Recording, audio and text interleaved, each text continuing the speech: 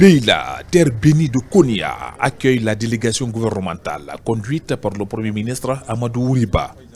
Juste à la porte d'entrée de la ville, un projet structurant retient l'attention des usagers. Ce poste électrique, au-delà de son impact direct sur les préfectures de Beila et Kirouane, étendra ses bienfaits jusqu'à Kankan, Mandiana, Sigiri et Koursa via le poste de Fomi. 120 autres localités allant des sous-préfectures au village bénéficieront également de cette avancée énergétique majeure.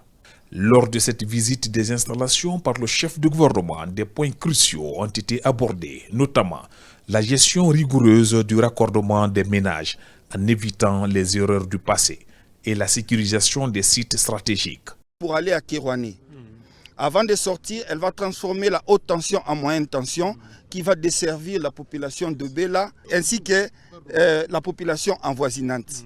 C'est un autre projet d'électrification rurale. C'est toujours dans le même projet. Il est prévu d'électrifier par ces projets 121 villages, partout là où il y a de postes. Décembre 2025, l'ouvrage doit être livré. Là, c'est le centre de formation professionnelle de Beila, fonctionnel depuis quelques années. Après son extension, ce temple de savoir ouvre officiellement ses portes aux apprenants. Il comprend 22 infrastructures pour un total de 234 apprenants, dont 25 filles. 30 formateurs, dont 3 femmes, tiennent les 6 filières enseignées. La plomberie sanitaire, la mécanique autodiesel et essence, l'électricité bâtiment, l'électricité industrielle et la maçonnerie. Cette infrastructure est le fruit d'un partenariat gagnant-gagnant entre le gouvernement guinéen, les partenaires techniques et financiers ainsi que le secteur privé. Ce centre de formation incarne notre engagement commun et notre ferme volonté à vouloir renforcer davantage le capital humain de notre jeunesse, à faciliter l'insertion socio-professionnelle de nos apprenants, afin de favoriser leur employabilité et bâtir tous ensemble une Guinée forte, prospère et résiliente, tournée vers l'avenir. Cette visite guidée de l'équipe gouvernementale aura permis à la délégation de voir aussi le centre énergétique solaire de Beila.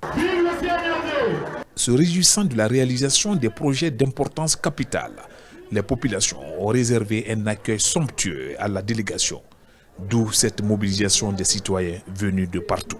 S'il s'agit d'écouter les femmes pour vous permettre de projeter des programmes de développement socio-économique, nos préoccupations sont suivantes.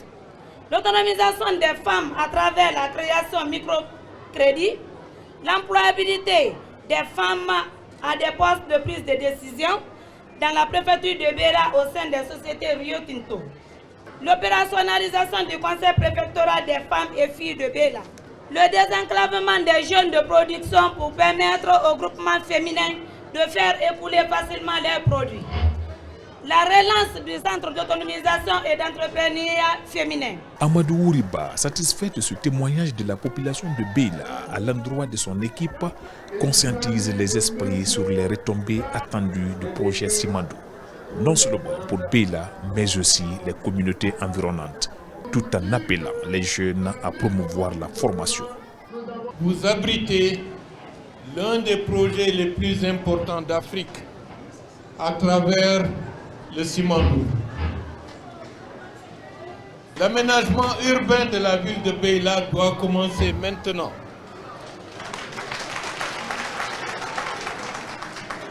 Il faut qu'on sache où commence une route, où elle se termine. Les infrastructures collectives doivent être déjà sur le plan tracé.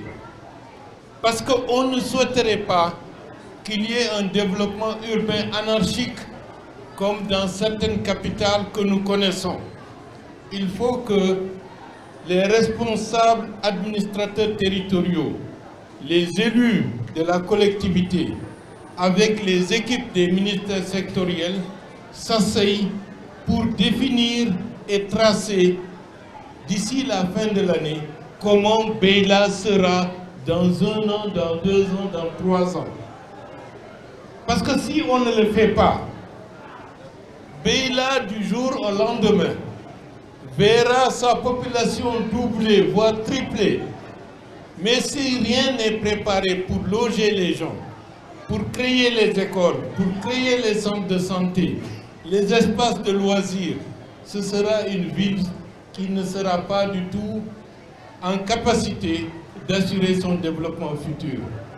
Messieurs les ministres, on a une tâche. Lorsqu'on parle du Simandou 2040, le Simandou 2040 commence par Beila et Kerouané.